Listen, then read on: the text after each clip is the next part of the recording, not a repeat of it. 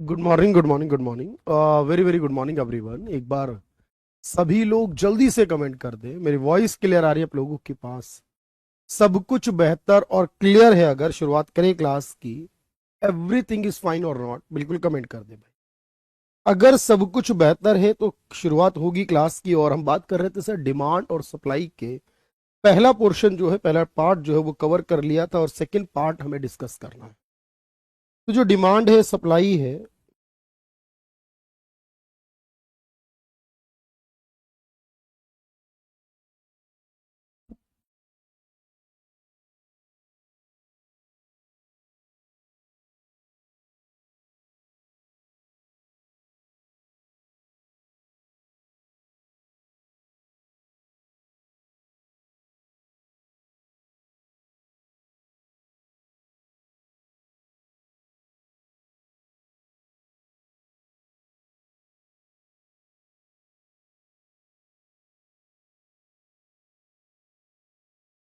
Hello.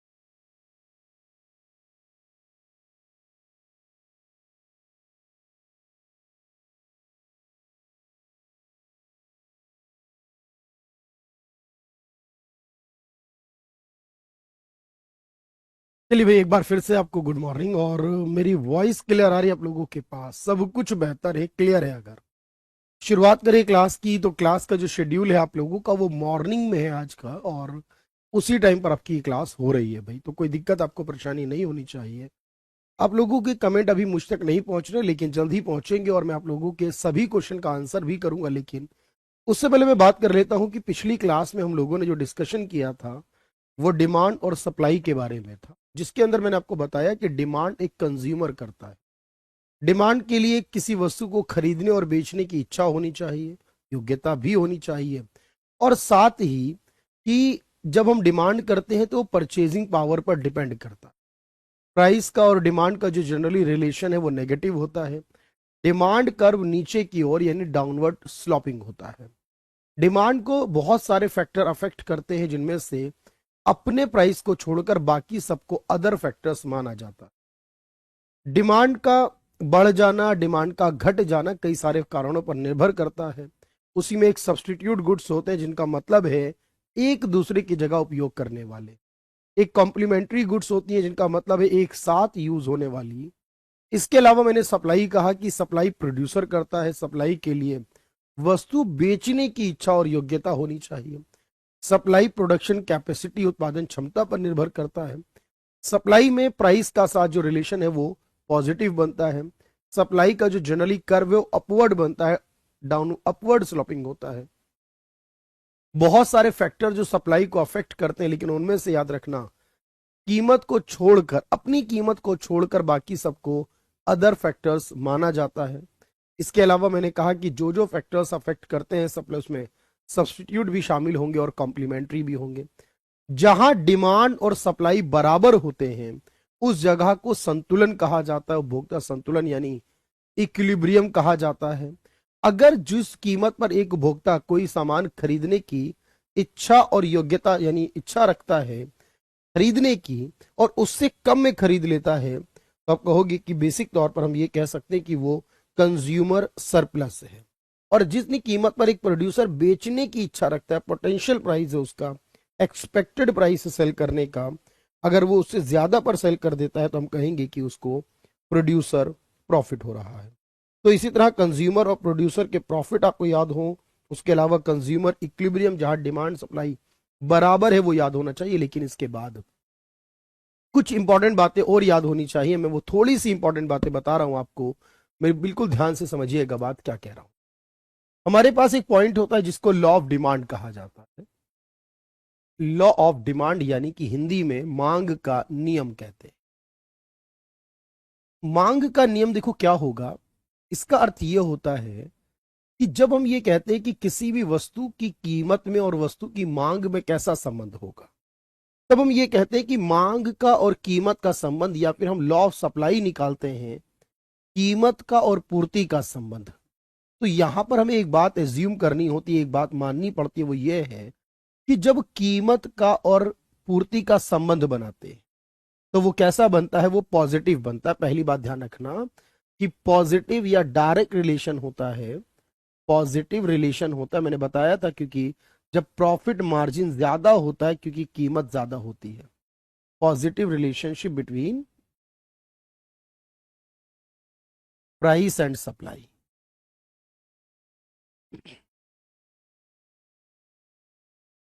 कीमत व पूर्ति में धनात्मक संबंध, कीमत व पूर्ति में धनात्मक संबंध होगा, में धनात्मक संबंध। लेकिन ये बात याद रखनी कि संबंध धनात्मक कब होगा, जब हम ये एज्यूम करते हैं, जब हम ये मानते हैं बाकी जितने भी फैक्टर है जिनको मैंने अदर कहा है, अपनी कीमत के अलावा बाकी, चाहे सब्स्टिट्यूट हो या कॉम्प्लीमेंट्री हो, या इसके अलावा मैंने बताया नंबर ऑफ फर्म्स हो या टैक्स पॉलिसी हो या फिर जो टेक्नोलॉजी हो, कुछ भी हो, मानते हैं, एज्यूम करते हैं अदर फैक्टर्स आर कांस्टेंट। ये मान लेते हैं कि बाकी जो फैक्टर्स हैं, अदर फैक्टर्स आर कांस्टेंट, यानी उनमें कोई चेंज नहीं होना चाहिए। ऐसा नहीं है कि कीमत भी चेंज हो और साथ साथ आपकी टेक्नोलॉजी भी चेंज हो, ऐसा नहीं हो सकता। सिर्फ कीमत में परिवर्तन होगा, बाकी किसी में नहीं। माना जाएगा अन्य सभी कारक स्थिर हैं। माना जाएगा अन्य सभी कारक स्थिर हैं।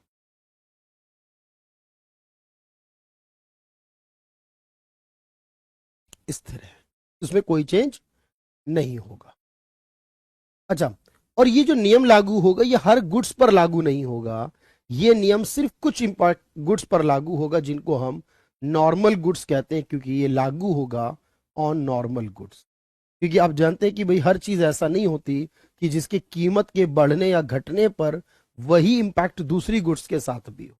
हर गुड्स का अपना अपना एक नेचर होता है, इसलिए अगर पूछे मांग का नियम तो ये सामान्य वस्तु पर लागू हो। आपके दिमाग में सवाल आ रहा है कि सामान्य वस्तु कहाँ किसे जाएगा, समझो सामान्य वस्तु पर लागू होगा। मैं आपको समझाता हूं बिल्कुल एक एक बात। इसी तरह अगर लॉ ऑफ डिमांड की बात करें तो मैंने कहा नेगेटिव रिलेशन होगा या इनवर्स रिलेशन होगा प्राइस में और डिमांड में।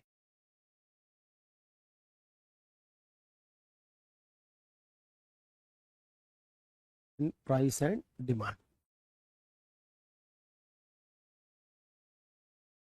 प्राइस और डिमांड में, कीमत व मांग में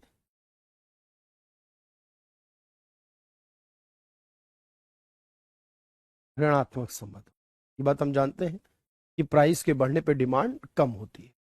लेकिन अब यहां क्योंकि लॉ ऑफ डिमांड पढ़ रहे हैं तो बस ये बात ध्यान रखना है कि कब पॉसिबल होगा, जब हम कहेंगे बाकी सारे फैक्टर, मतलब ना फैशन में चेंज होगा, ना इनकम में चेंज होगा, ना सब्सटीट्यूट में, ना कॉम्प्लीमेंट्री, किसी में चेंज नहीं होगा कीमत के अलावा, तभी ये संबंध होता है।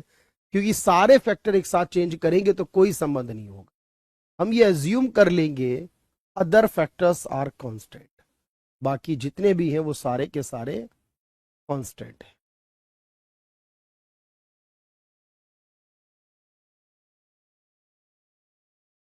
माना जाएगा अन्य सभी कारक स्थिर हैं।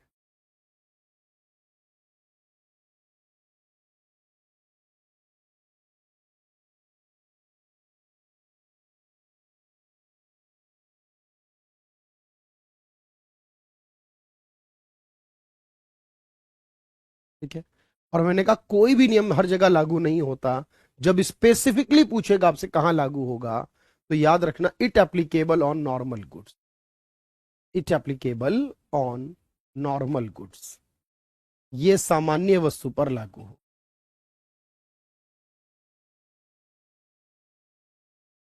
अब देखो मैं एक बात बताता हूं, फिर उसके बाद आपको लिखने के लिए कहूंगा कि इसे लिख लीजिएगा। यह सामान्य वस्तु पर लागू हो।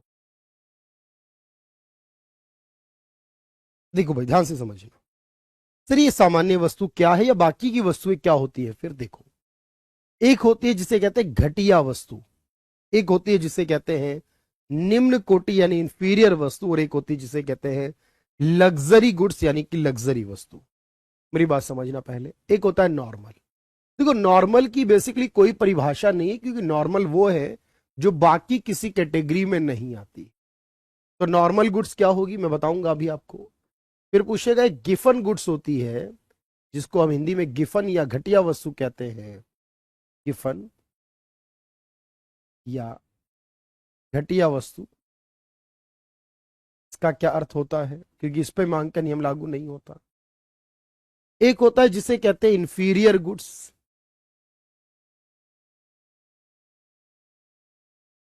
निम्न कोटि वस्तु, इसका क्या अर्थ है भाई।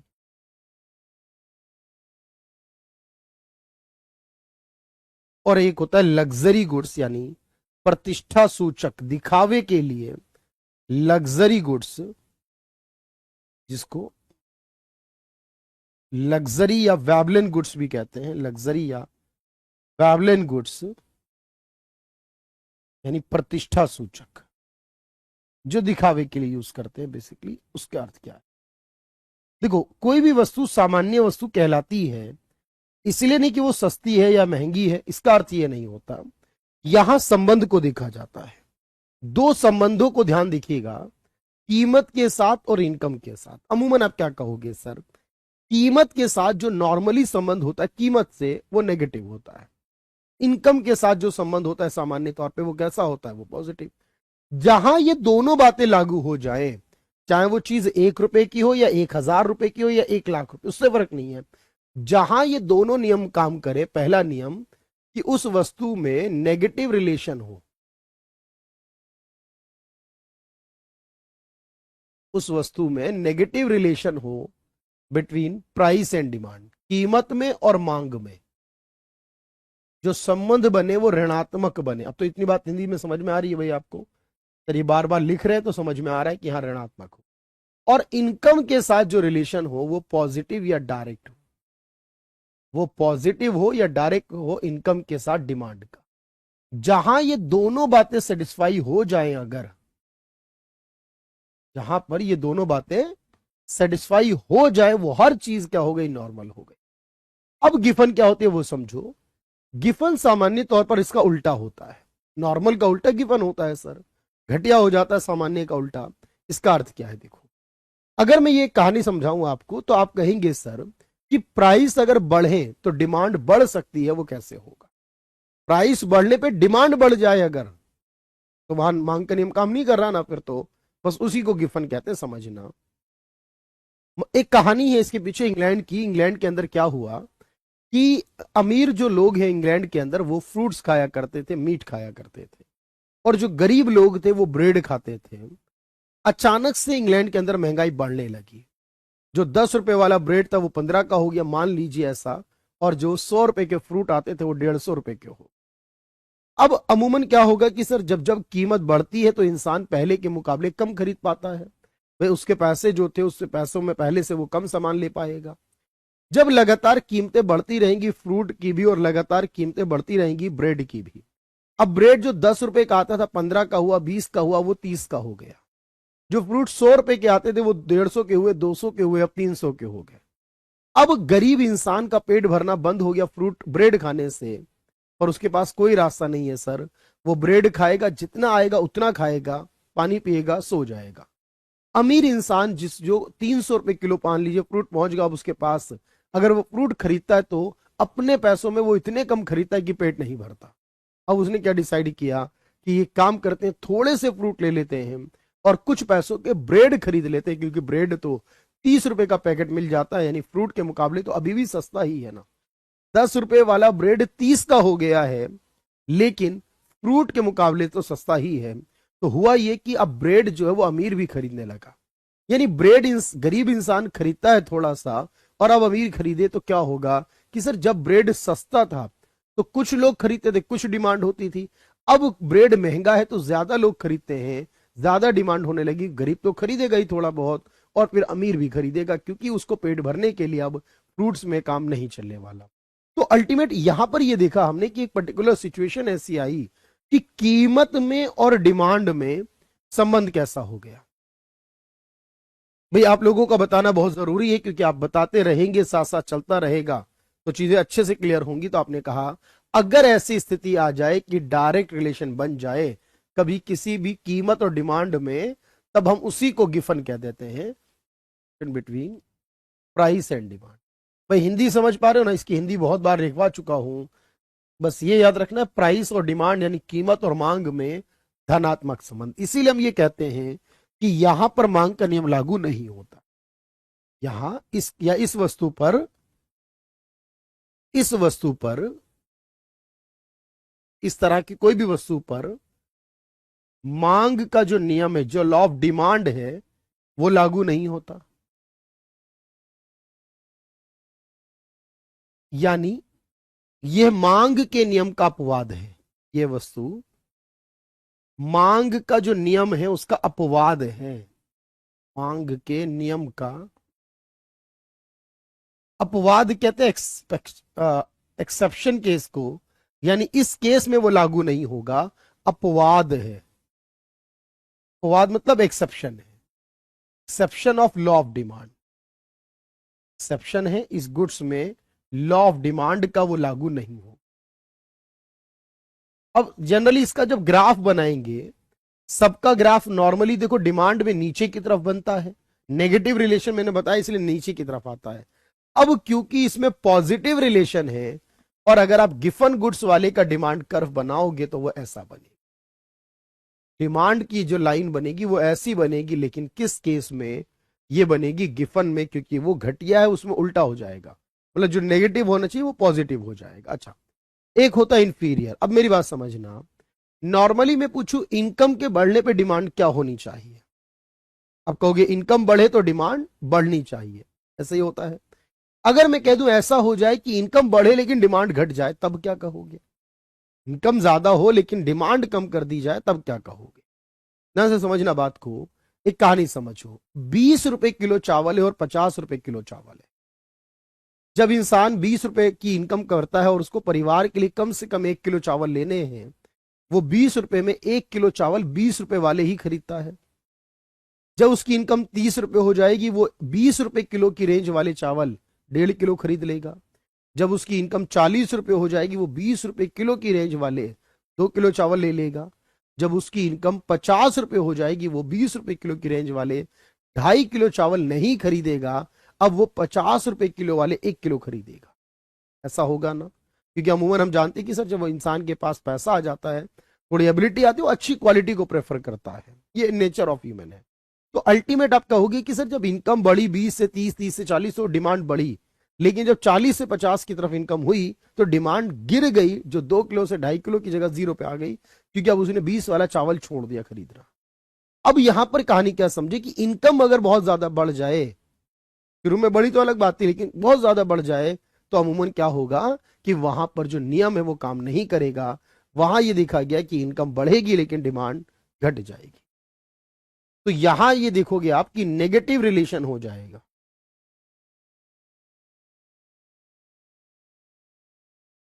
इनकम और डिमांड में हिंदी में लिख पाओगे ना भाई इसे? आय और मांग में ऋणात्मक संबंध, यानी आय बढ़े और मांग कम हो जाए। ऐसा हो जाए अगर किसी भी वस्तु में, तो वो निम्न कोटि बन जाती है। इसलिए वो 20 वाला चावल सामान्य भी हो सकता है किसी के लिए, और किसी के लिए वो इंफीरियर भी हो सकता है। अच्छा, लग्जरी का मतलब है दिखावे की चीज है। दिखावे की क्या होती है सर? दिखावे की वो होती है जो महंगी होती है, इसलिए खरीदी जाती है। दिखावे की वो, क्योंकि इंसान का जो पैसा कमाता है, जरूरत के बाद जो बचता है वो सारा दिखावे पे खर्च होता है। महंगे मोबाइल फोन खरीदना हो, महंगी गाड़ियों में घूमना हो, महंगा या आलीशान घर बनाना हो, या उसके अंदर बहुत सारे जो चीजें असेंबल करनी हो, वो बहुत कुछ हो सकता है। जो भी चीज आपने इसलिए वियर अप की है, इसलिए यूज कर रहे हैं आप, ताकि आप दूसरे को अपने स्टेटस को डिफाइन कर सके, तो वो इसीलिए ये कहा जाता है कि सर वो महंगा होता है, इसीलिए खरीदा जाता है। उसमें कीमत ज्यादा हो तो डिमांड ज्यादा होती है। डायरेक्ट रिलेशन बिटवीन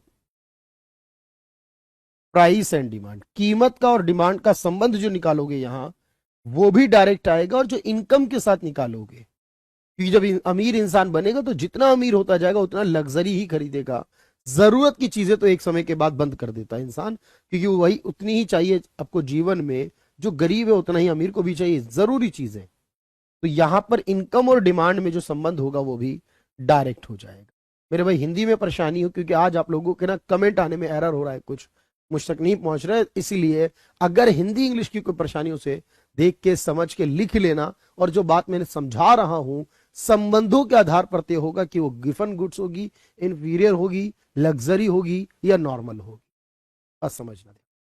सबसे ज्यादा गिफन पर सवाल पूछा जाता है। गिफन का कर्व कैसा होगा, गिफन पर मांग का नियम लागू होगा या नहीं होगा, और गिफन एक एक्सेप्शन केस है, अपवाद है। इसीलिए नॉर्मल का जो डिमांड कर्व वो नीचे आता है, लेकिन गिफन का जो है वो अपवर्ड स्लोपिंग बनता है डिमांड कर्व। ये इसके केस में ही याद रखना, ऊपर की ओर जाता। अब आप कम करिए, दोनों स्लाइड नोट कर लीजिए, स्लाइड 1 और देन स्लाइड 2।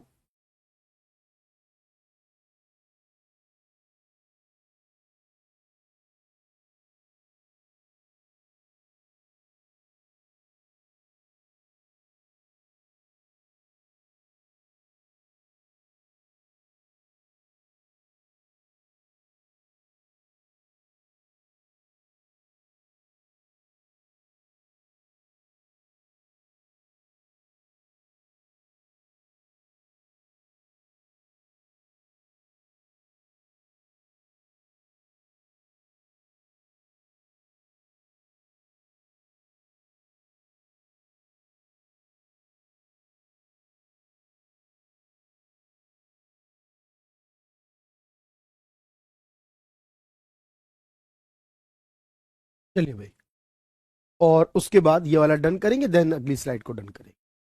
मैं एक बार चेक करता हूं कि आपकी बात मुझ तक पहुंच जाए भाई।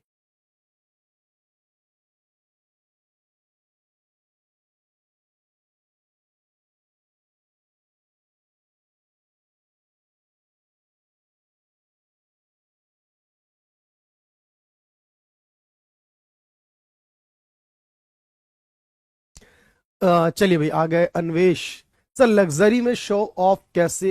लग्जरी में क्वालिटी अच्छी भी तो होती, लग्जरी में क्वालिटी अच्छी तो होती है, लेकिन लग्जरी होती है वो, उसका मतलब ही क्या होता है? सर लग्जरी हम यूज किस लिए करते हैं? मैंने ये नहीं पूछा आपसे क्वालिटी होगी या नहीं, मैंने पूछा why we use luxury items. भाई हमें क्या जरूरत है अपने जीवन को व्यतीत करने के लिए? भाई अगर आपको देखो, सोचिए ध्यान से कि सर अगर आप बात कर रहे हैं कि कोई मोबाइल फोन यूज करने की, नॉर्मल एंड्रॉइड यूज करना, आईफोन यूज करना, यूज ही करना है। आपको खाना खाना है, लेकिन खाने के अंदर आप बहुत ज्यादा डिफरेंस नहीं लेकर आ सकते। भाई खाने की रोटियां चार है तो चार ही रहेंगी, विद बटर हो सकती है, विदाउट बटर हो सकती है। यानी एक समय के बाद जो आपका एक्सपेंडिचर होता है वो जनरली तौर पर नेसेसरी चीजों पर रुक जाता है, भाई इससे ज्यादा नहीं हो सकता। बाकी जो पैसा बचता है वो फिर आपको लाइफ स्टाइल मेंटेन करने पर जाता है। वो जनरली तौर पर, या तो इस पॉइंट ऑफ व्यू से मेंटली तौर पर बहुत सारे लोग आईफोन यूज करते हैं कि हमारे पास भी होना चाहिए, इस वजह से। तो क्लास टाइम में कुछ एरर हो गया होगा बेसिकली, लेकिन क्लास का जो टाइम है वो तो सुबह आई और शो चल रही है, लाइव क्लास चल रही है भाई। इसी वजह से शायद कमेंट मुझ तक नहीं पहुंच रहे, तभी एक दो कमेंट आए हैं।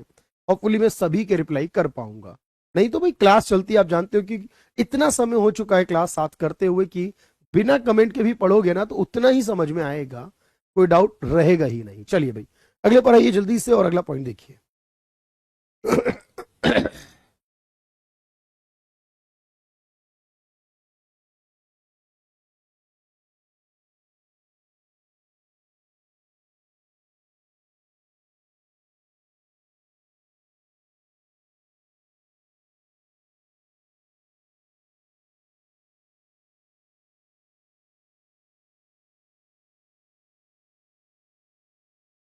चलिए भाई, इसके बाद मैं क्या समझाने वाला हूं वो सुनिएगा ध्यान से। अब देखो एक बात समझो, मैंने आपसे ये कहा कि कीमत घटे या कीमत बढ़े, समझना, कीमत घटे या कीमत बढ़े, उनके बीच जो संबंध होगा वो आपने कहा सर पॉजिटिव या नेगेटिव होगा। बहुत ध्यान से सुनना, कोई भी चीज है उसके बीच जो संबंध होगा प्राइस और डिमांड में, आपने कहा कि कीमत बढ़ेगी अगर तो डिमांड कम होगी, ये तो संबंध हो गया। कैसा हो गया सर? नेगेटिव है। कोई बात नहीं, मैं पूछता हूं, ध्यान से सुनना। मान लीजिए,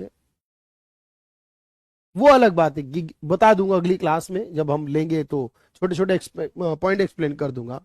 मेरी बात समझिए कि आपकी खुद की एक कंपनी है और आपकी कंपनी में हमने ये डिसाइड करा है कंपनी ने मिलकर कि हम अपनी कीमत को 10% बढ़ाएंगे।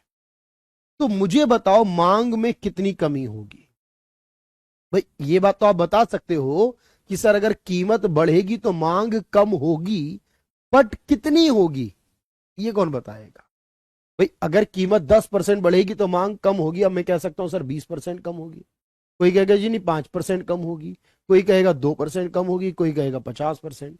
मतलब ये कम होगी, ये कन्फर्म है कि कितनी कम होगी ये कैसे पता चले? क्योंकि देखो हर वस्तु का बिहेवियर अलग अलग होता है। जैसे कि नमक होता है सर, नमक महंगा कर दो तो भी चेंज नहीं होता, सस्ता कर दो तो भी चेंज नहीं होता। सर नमक इंसान उतना ही खाएगा जितनी जरूरत है, ना वो नमक को सामान्य तौर पे कम करता है ना ज्यादा करता है। मेडिसिन, दवाइयां, ना कम खा सकता है ना ज्यादा खा सकता है। गेहूं, चावल, दाल, चीनी थोड़ा बहुत कम कर सकता है कि दाल ज्यादा खाएगा अगर सब्जियां महंगी हैं, सब्जियां ज्यादा खाएगा अगर दाल महंगी है। रोटी ज्यादा खाएगा अगर चावल महंगे, चावल ज्यादा खा लेगा अगर रोटी महंगी है, आटा महंगा है। थोड़ा बहुत अंतर हो सकता है, ज्यादा नहीं हो सकता। जो जरूरी चीजें नहीं है, सोना चांदी लग्जरी आइटम, इन चीजों में क्या करेगा वो? थोड़ा सा भी चेंज होगा। अगर सर सस्ता हो गया खरीद के रख लो, गोल्ड को काम आएगा। महंगा हो गया रुक जाओ बाद में खरीद लेंगे। ऐसा तो नहीं कि इसको अगर नहीं खरीदा तो आज भूखे रह जाएंगे। मीन समझो, एक जरूरत है हमारी, महंगा हो तो भी लेना ही है। एक हमारी जरूरत नहीं है बस ये कि अच्छा सस्ता हो गया तो ले लेते हैं, महंगा हो गया तो छोड़ देते हैं। मतलब हर चीज का अपना अपना नेचर है। अब ये पता करने के लिए कि डिमांड बढ़ने पर सप्लाई घटती है, मांग का नियम है, लेकिन इनके बीच कितना संबंध होता है इसकी बताने के लिए इलास्टिसिटी वर्ड यूज करते हैं। क्या यूज करते हैं? लोच, लचीलापन। ये बताएगा लचीला ज्यादा है तो कीमत अगर जितनी बढ़ेगी, कीमत बढ़ेगी तो मांग अधिक कम होगी, ज्यादा कम होगी तो वो लचीला हो गया, लोच हो गया। कम लोच है तो आप कहोगे सर कम लोच है तो यानी कीमत बढ़े या घटे ज्यादा फर्क पड़ेगा नहीं। जैसे गेहूं चावल चीनी की लोच कम है क्योंकि ज्यादा चेंज नहीं आता, सोने चांदी की लोच ज्यादा है क्योंकि इसमें ज्यादा चेंज हो जाता है, नमक वगैरह की लोच जीरो है क्योंकि उसमें बिल्कुल भी नहीं होता सर, मेडिसिन में नमक में बिल्कुल भी नहीं होता, वो जीरो है। मेरी बात को पूरा समझना, फिर डाउट हो तो पूछना, अगर होपफुली डाउट रहेगा नहीं तो जो मैं समझा रहा हूं सुनना। देखो कई बार क्या होता है ना, हम बहुत ज्यादा डीप जाने के चक्कर में, बातों को और ज्यादा क्लियर करने के चक्कर में कंटेंट को दोगुना कर लेते हैं और फिर वो कंटेंट हमारे लिए हैवी हो जाता है।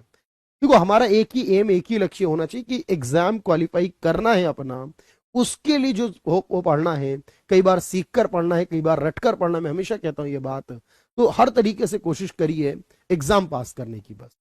तो अब देखो इसे कहते हैं इलास्टिसिटी, और ये दो तरीके से निकलती है, डिमांड की भी होती है, सप्लाई की भी होती है। तो इलास्टिसिटी ऑफ डिमांड, ज्यादा डिमांड की आती है, इलास्टिसिटी ऑफ डिमांड, मांग की लोच।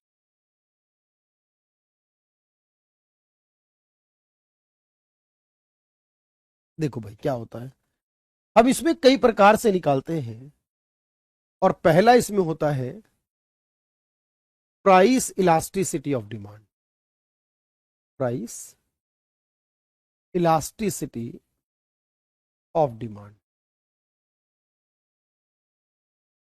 मांग की कीमत लोच।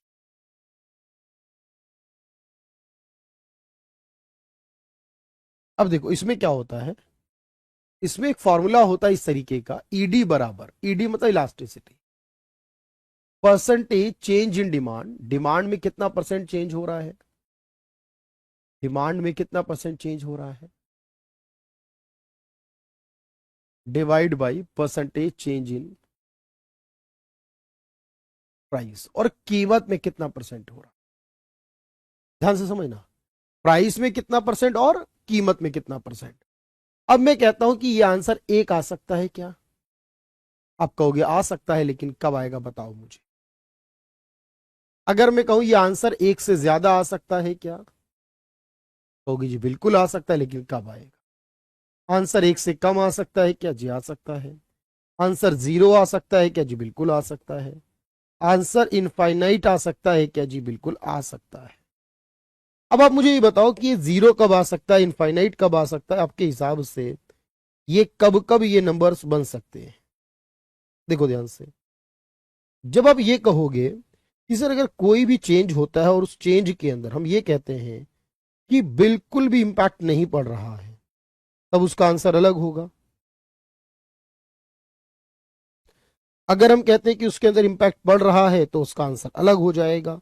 यानी हर प्रकार से जो हम निकाल सकते हैं उसके अलग अलग प्रोसेस होंगे, है ना भाई। तो बस उसको ध्यान में रखना है कि कब इसको क्या कहा जाता है।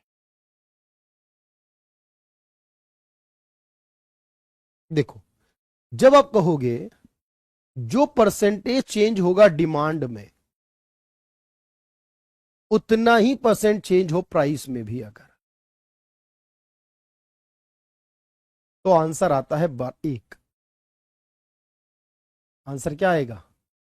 अगर बराबर बराबर, अगर ये मैं कह रहा हूं, यहां लाइन लिख रहा हूं सेम वाली, ये ग्रेटर देन हो प्राइस के चेंज से, तो आंसर आएगा इनफाइनाइट और ग्रेटर देन। अगर ये चेंज कम हो इससे, तो आंसर आएगा लेस देन वन।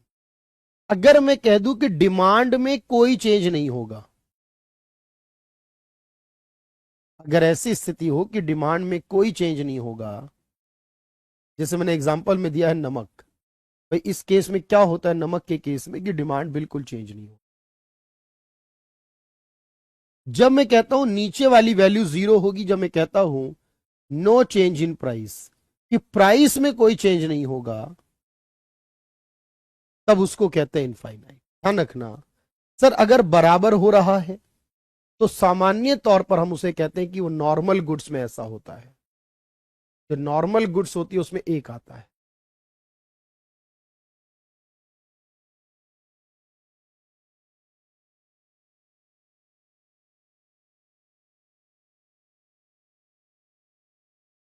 जो लग्जरी आइटम होते हैं उसमें एक से ज्यादा आता है, क्योंकि उसमें ज्यादा चेंज होता है।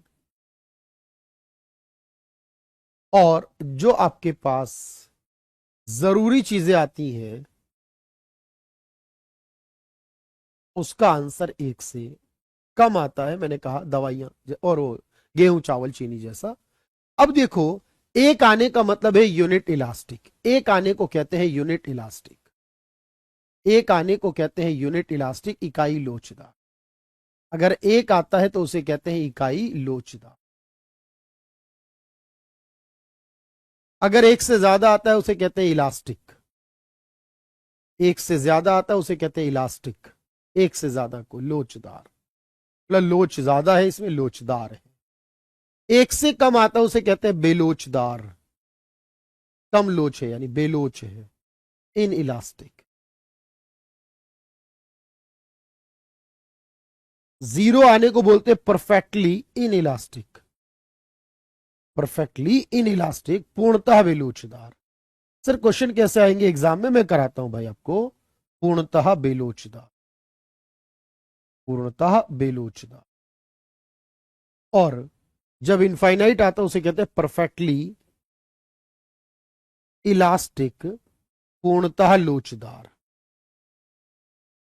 अब देखो यहां पर आपको मुख्य तौर पर दो बातें याद करनी कि सर अगर कोई भी वैल्यू आती है उससे तय हो जाएगा कि भाई उसमें, मतलब डिपेंड करेगा हर बात पर कि कैसे होगा। अब इसमें दो तीन कर्व आते हैं, मैं कर्व बनाता हूं, छोटे छोटे बना रहा हूं, ध्यान से समझना। एक कर्व ऐसा बनता है, एक कर्व ऐसा बनता है, और एक कर्व ऐसा बनता है। पहले बात समझना, जब कर्व में ये कीमत है, इस वाले में ये डिमांड है, डिमांड की लाइन है, ये कीमत पॉइंट है, ये डिमांड की लाइन है, यहां पे क्वांटिटी है, यहां प्राइस, इस वाले में ये डिमांड है, ये लाइन। ध्यान से देखना सर, ये बात समझो, छोटा ही जरूर बना रहा हूं लेकिन समझ में आना चाहिए। सर इस वाले में ये पता चल रहा है मेरा प्राइस जो है वो ऊपर जाएगा ना नीचे जाएगा। जब प्राइस नहीं बदलता, जब प्राइस नहीं बदलता तो उसकी इलास्टिसिटी क्या बनती है, जब प्राइस नहीं बदलता तो उसकी इनफाइनाइट बनती है। यानी जब कभी ऐसी स्थिति हो कि हम ये कहें कि किसी भी वस्तु की लोच इन इलास्टिक है, तो उसका कर्व कैसा बनेगा, क्षैतिज बोलते हैं हिंदी में, इन इलास्टिक बोलते हैं, हॉरिजॉन्टल बोलते हैं। ये जो होता है इसे याद होगा भाई, वर्टिकल बोलते हैं सर। इसमें क्या हो रहा है कि प्राइस बढ़ेगा या प्राइस घटेगा, प्राइस घटेगा बढ़ेगा लेकिन डिमांड चेंज नहीं होगी। जिसमें डिमांड नहीं बदलती उसका कर्व पूछे कैसा बनेगा, तो जिसमें डिमांड चेंज नहीं होती सर उसके कर्व में वर्टिकल बनता है, उसकी इलास्टिसिटी जीरो होती है। जब आप कहेंगे सर ऐसा कर्व बनेगा, इसमें क्या होगा कि जितना प्राइस में चेंज होगा उतना ही डिमांड में होगा, जितना प्राइस में होगा उतना ही डिमांड में होगा। अगर दोनों में बराबर होगा तो वो होगा तब जब उसमें आंसर वन आएगा। लेकिन याद रखो इसको बोलते हैं रेक्टेंगुलर हाइपरबोला। रेक्टेंगुलर हाइपरबोला कहते हैं कि इसकी इलास्टिसिटी क्या होगी, तब आप कहोगे सर इसकी इलास्टिसिटी वन होगी। ये तीन ही आते हैं एग्जाम में, वर्टिकल, हॉरिजॉन्टल और रेक्टेंगुलर हाइपरबोला। उसमें वन होगा, एक में जीरो और एक में इनफाइनाइट। बाकी के दोनों आपके एग्जाम में कभी नहीं आते। अगर आपको ये डाउट है कि सर एक बार क्वेश्चन भी दिखा दीजिए कैसा बनता है, मैं क्वेश्चन भी दिखा देता हूं, एक मिनट दीजिए बस मुझे, फिर उसके बाद मैं आपको लिखने का टाइम दूंगा, उसको आराम से लिख लीजिएगा तब।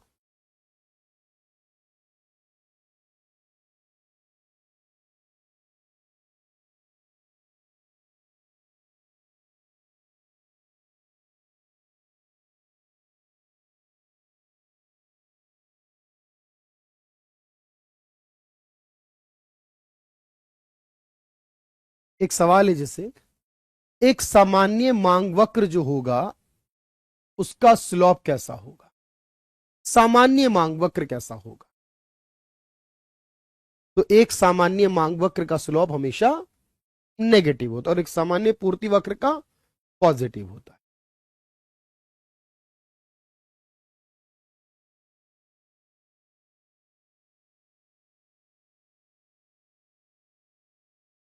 यदि किसी भी डिमांड कर्व जो है मांग वक्र वर्टिकल फॉर्म में बन जाए तो उसकी इलास्टिसिटी कितनी होगी। वर्टिकल याद रखना, इस वाले को कहते हैं, ये है वर्टिकल। तो उसकी इलास्टिसिटी क्या होगी, जीरो होगी, जीरो होगी। मांग का नियम किसके बीच संबंध बताता है, कौन सा बताता है ये नहीं पूछा, किसके बीच बताता है, कीमत में और उसकी मात्रा यानी क्वांटिटी में। वस्तु की कीमत में और वस्तु की मांग की मात्रा जो होती है, भाई कितनी मात्रा लेगा। आय से तो नहीं बताता है ना संबंध, कीमत और आय में नहीं, कीमत और मांग में, मांग मतलब उसकी मात्रा में संबंध को बताता है। अगर मांग कहता है कीमत में 2% वृद्धि हो और मांग में 6% कमी हो तो लोच कितनी होगी। भाई कीमत में 2%, मांग में 6%, फॉर्मूला क्या याद किया आपने, सर मांग में परिवर्तन ऊपर आएगा में प्रतिशत परिवर्तन और कीमत का नीचे आएगा। ऊपर 6% आएगा, नीचे 2% आएगा, जवाब में 3 आ जाएगा। बस इतना इजी सवाल आएगा, बस ये सवाल आएगा, आपको पता होना चाहिए कि इस सवाल को किस तरह से करना। यदि कोई मांग वक्र क्षैतिज हो तो उसकी इलास्टिसिटी क्या होगी। अगर कोई भी डिमांड कर्व है और वो क्षैतिज फॉर्म में, हॉरिजॉन्टल फॉर्म में है, तो उसकी क्या होने वाली है इलास्टिसिटी। आपने कहा सर क्षैतिज इस वाले को कहते हैं, इस वाले को, और इसमें आपने बताया इसको हमने इनफाइनाइट माना, इसको इंग्लिश में हॉरिजॉन्टल कहा जा रहा है।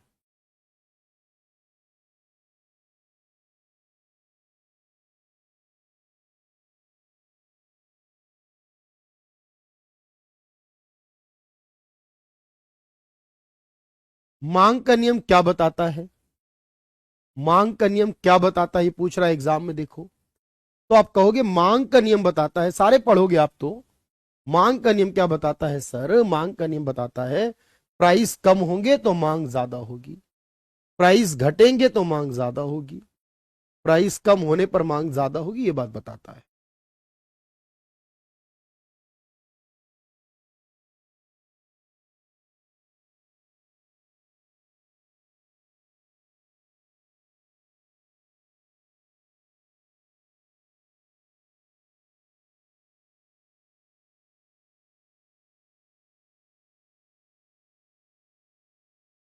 यदि एक मांग वक्र आयताकार अति परिवलय हो यानी कि रेक्टेंगुलर हाइपरबोला बने तो उसकी लोच क्या होगी।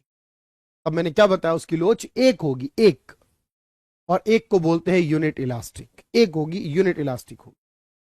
तो मेरे भाई इस तरीके के सवाल जो है पहले तो आपको याद होने चाहिए कि इस तरह के सवाल आपसे जब पूछेगा तो आपको फिर अब डाउट नहीं होना चाहिए कि सर हम क्वेश्चन कर भी पाएंगे या नहीं। बहुत इत्मीनान से, बहुत प्यार से इतने छोटे सवालों को हम आराम से कर लेंगे डिमांड सप्लाई पर भी। इसको करिए पहले एक बार, अगर डाउट रहे फिर पूछिए मुझसे, फिर इसके बाद आगे बताता हूं।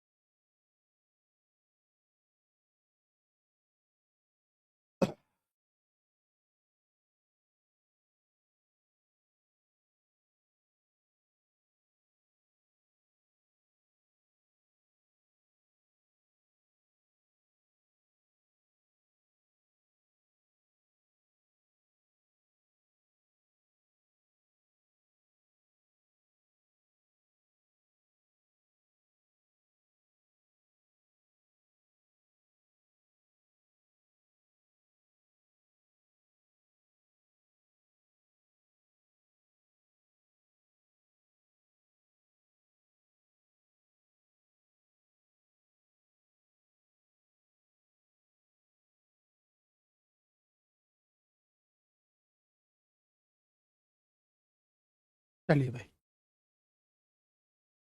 अच्छा, मैं एक चीज और बता रहा हूं, उसको समझिए।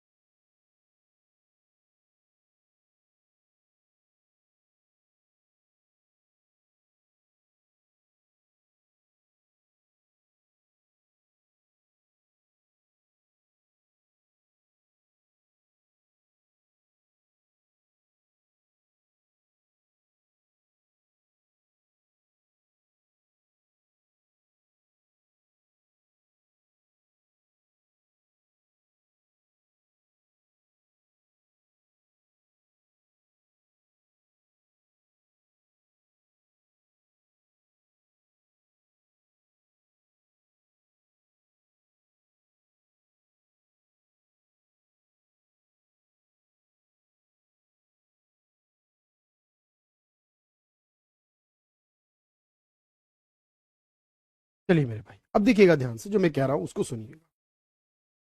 थोड़ा सा आपको भी एफर्ट्स करने हैं। एक आता है मांग की आय लोच, जहां पर हम मांग का और उसकी आय का संबंध देखते हैं। मांग की आय लोच, मांग की आय लोच, ध्यान से समझना। अब आय के साथ कैसे निकालोगे सर? हम देखेंगे डिमांड का चेंज और उसके बाद इनकम का चेंज कितना। इस बार क्या देखेंगे? डिमांड में कितना चेंज होगा इनकम के चेंज होने पर। डिमांड का चेंज और इनकम का चेंज देखेंगे, तो इसको क्या कहा जाएगा? आय लोच कहा जाएगा। अच्छा, अब इसमें क्या होगा? पॉजिटिव होगा, नेगेटिव होगा, यानी कि एक होगा, एक से ज्यादा, एक से कम, और नेगेटिव होगा। देखो, जब मैं कहूंगा जितना डिमांड चेंज हो उतनी ही इनकम चेंज हो, तो एक आएगा। जितना डिमांड में हो वो ज्यादा हो इनकम के मुकाबले, तो एक से अबव आएगा। तो आपने याद किया है। जब इस तरीके से हो तो एक से कम आएगा। और जब मैं कहूं इनकम बढ़े लेकिन डिमांड कम हो जाए, अब ये कहां होता है बताइए सोचकर। सर ऐसा कहां होता है? आपने बताया ऐसी कौन सी चीज है जहां इनकम बढ़े लेकिन डिमांड घट जाए? तो आपने कहा नॉर्मल गुड्स हो तो इनकम बढ़ने पे डिमांड बढ़ती है, लग्जरी हो तो भी बढ़ती है, जरूरी चीजों की भी थोड़ी बहुत तो बढ़ती है। लेकिन जो इंफीरियर होती है, घटिया, जिनमें निम्न कोटि वस्तु बोला मैंने अभी, चावल का एग्जांपल दिया 20 और 50 वाला। सर निम्न कोटि वस्तु, इंफीरियर वस्तु जो आपने बताई थी, उसमें ऐसा होता है कि मांग बढ़ जाए, आय बढ़ जाए, लेकिन मांग कम हो जाती। तो अब आप याद रखेंगे कि सर यहां भी चार तरह से बनेगा। यहां जीरो या यहां इनफाइनाइट नहीं होता। यहां एक, एक से ज्यादा, एक से कम, और नेगेटिव हो जाता। तो नेगेटिव होता है इंफीरियर में, बाकी सब में पॉजिटिव होता। कम हो या ज्यादा, लेकिन पॉजिटिव होता। मांग की आय लोच कहा जाता।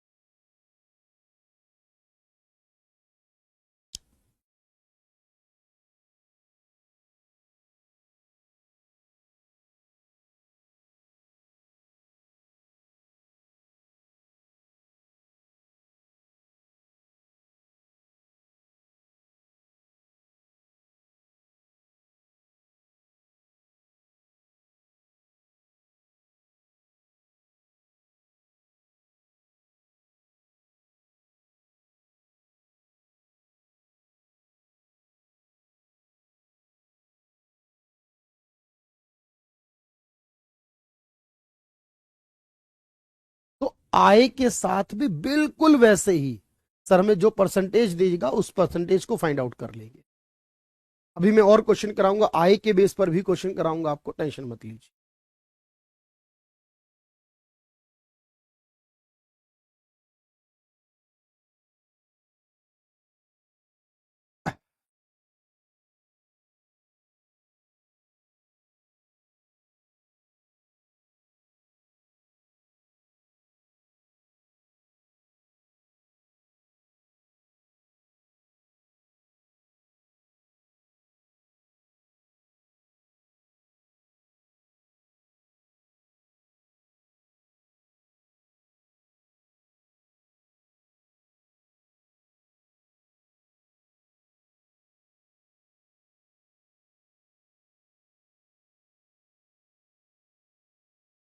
चलिए, अच्छा एक और तरीका दिखेगा ध्यान से। एक होता है, उसे कहते हैं क्रॉस इलास्टिसिटी। एक कीमत से निकलता है, एक आय से निकलता है, और एक क्रॉस। देखते हैं क्रॉस में क्या होता है।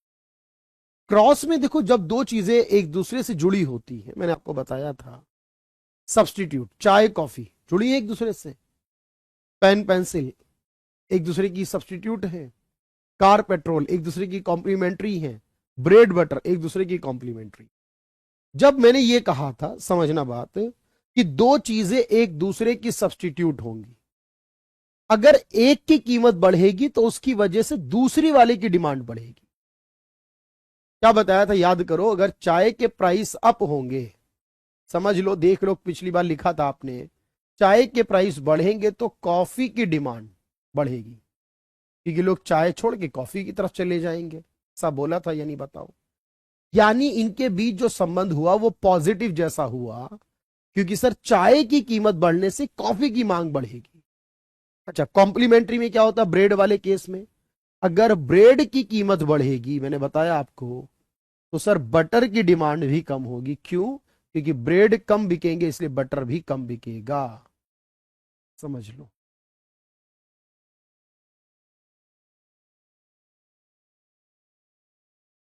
तो ये नेगेटिव है। अब दो चीजें जो एक दूसरे से रिलेट नहीं करती, सर अगर मैं ये कह दूं कि कोई भी ऐसी दो चीजें जिनके बीच कोई रिलेशन ही नहीं है, अगर एक पंखा है, फैन है, एक पंखा है, उसकी कीमत बढ़ेगी, तो आपसे मैं पूछता हूं, बताइए, एक पेन की कीमत, पेन की मांग पे क्या असर होगा? तो आप कहोगे सर इसके बीच क्या संबंध होगा? सर फैन, पंखे की कीमत का पेन की मांग से कोई लेना देना ही नहीं है। जब कोई लेना देना नहीं है तो जीरो संबंध हुआ, इसका मतलब। सर यानी कि एक संबंध सब्स्टिट्यूट के केस में, एक कॉम्प्लीमेंट्री और एक होगा ही नहीं। हर वो चीज जो होगी ही नहीं, तो कोई संबंध ही नहीं बनेगा। ये तीन प्रकार से इलास्टिसिटी निकालते हैं, लेकिन एग्जाम में प्राइस वाली ज्यादा आती है। कभी कभी इस तरह के सवाल आ जाते हैं, तो आपको पता होना चाहिए कि अगर कोई गुड्स कॉम्प्लीमेंट्री है, कोई गुड्स सब्स्टिट्यूट है, कोई नॉन रिलेटेड है, तो उसको कैसे करना है। इसको एक बार नोट कर लीजिए।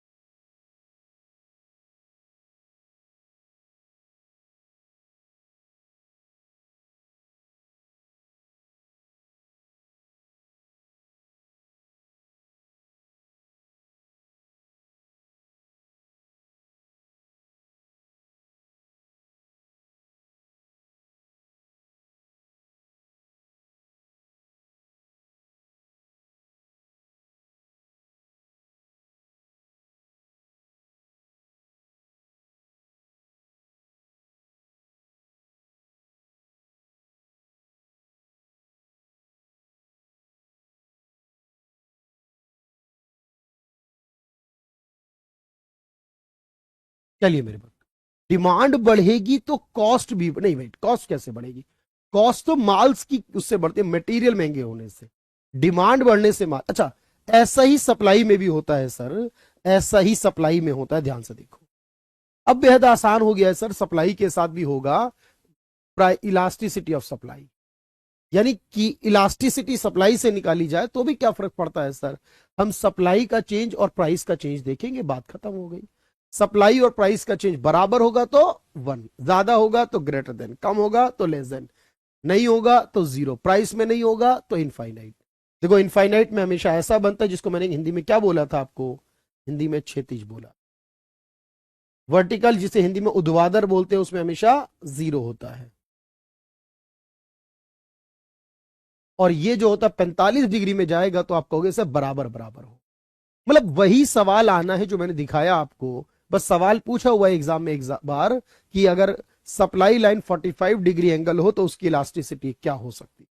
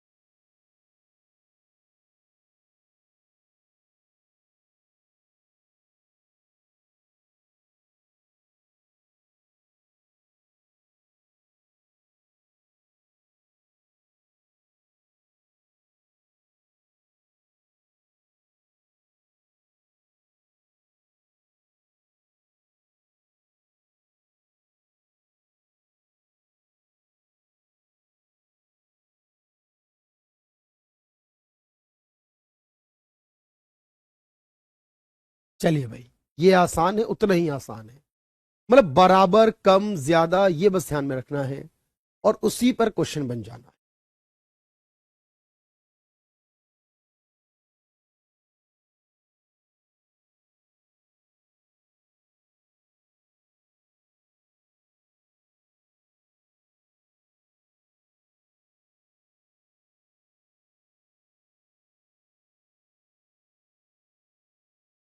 चलिए भाई खुश।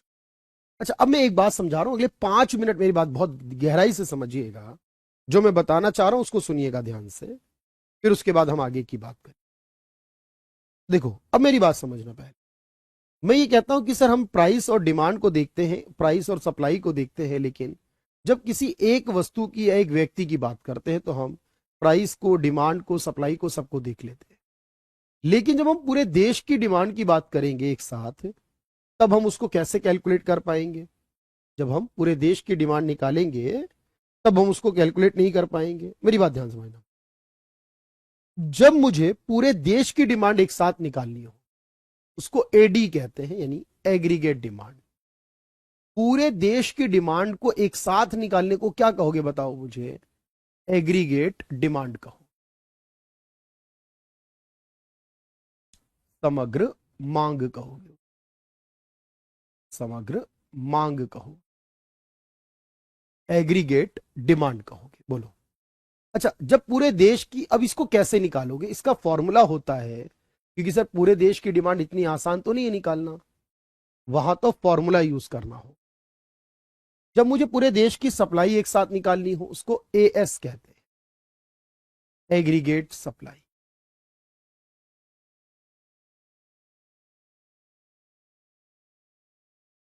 समग्र पूर्ति।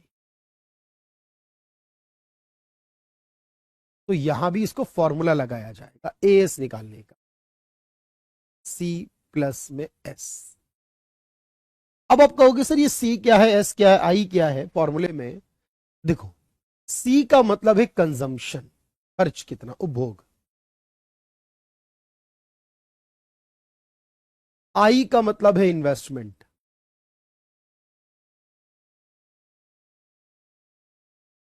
एस का मतलब है सेविंग। वाई का मतलब है इनकम।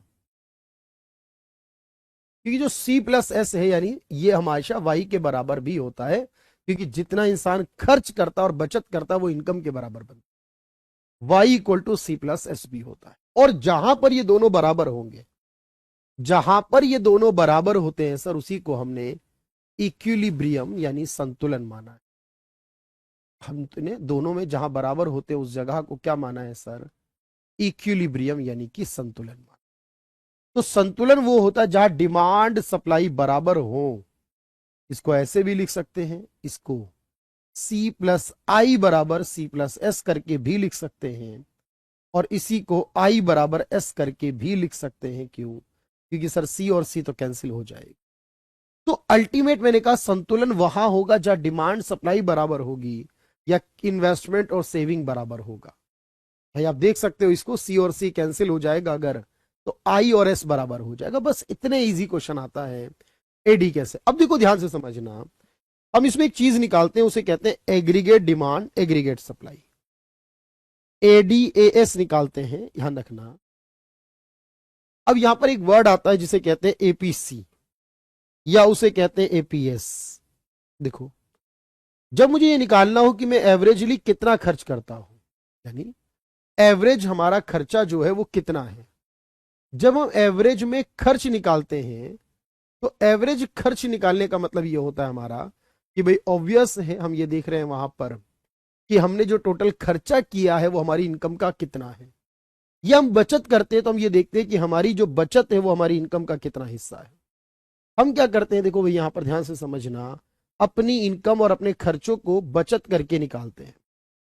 अब इसी में बस आपको ये बात समझ में आनी चाहिए, क्लियर होनी चाहिए कि जब हम बचत करके निकालेंगे उसे तो वहां परसेंटेज में पता चल जाएगा।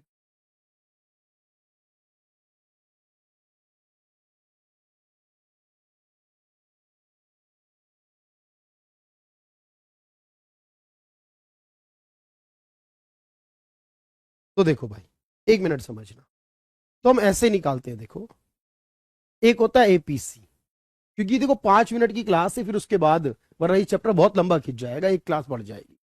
एपीसी मतलब एवरेज प्रोपेंसिटी टू कंज्यूम, हम एवरेज कितना कंज्यूम करते हैं।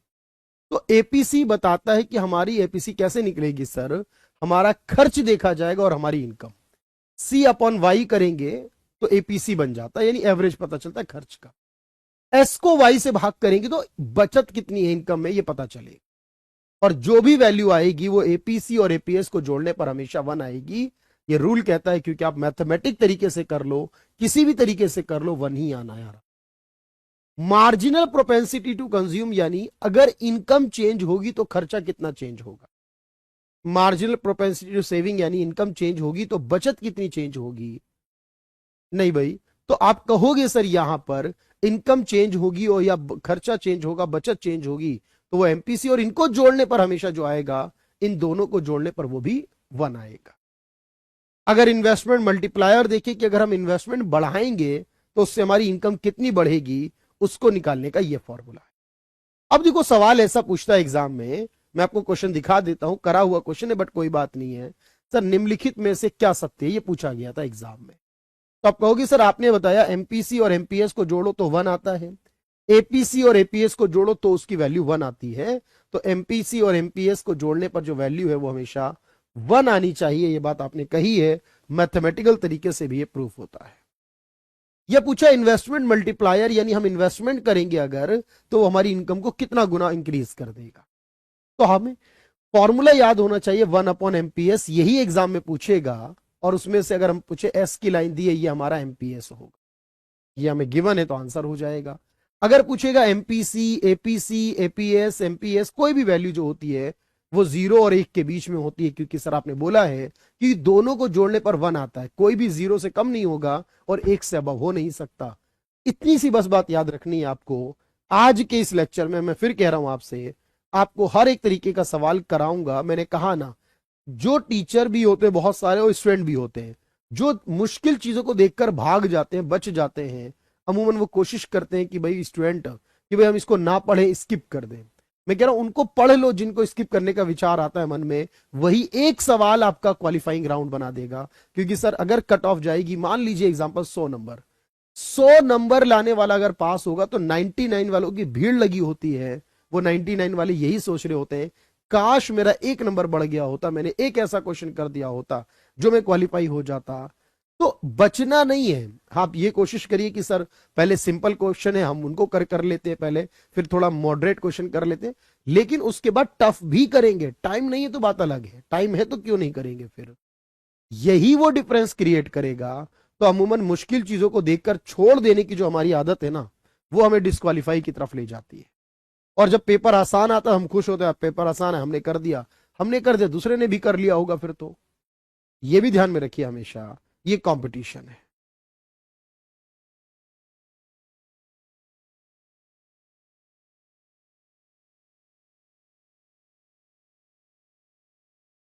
चलिए मेरे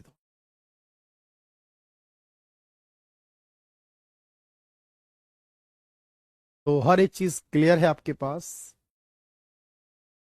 इसको नोट कर लीजिए। ये बताएगा इनकम कितनी बढ़ जाएगी, खर्चा कितना हो रहा है, सेविंग कितनी हो रही, किसको जोड़ने पर हमें क्या मिल जाता। ये सारे क्वेश्चन आपको करने हैं। इनमें से जो जो मैंने करा दिए वो अच्छी बात है, जो नहीं करा पाया हूं वो आप प्रैक्टिस करते रहेंगे, अपनी खुद की प्रैक्टिस करें, बुक लेकर हो जाएगा सर। आज के लिए इतना ही रख लेते हैं, बाकी अगली क्लास में। अब ये चैप्टर पर बात नहीं करेंगे, कोई डाउट हो जरूर पूछ सकते हैं आप, अगले चैप्टर में अगले टॉपिक पर बात शुरू। Thank you everyone.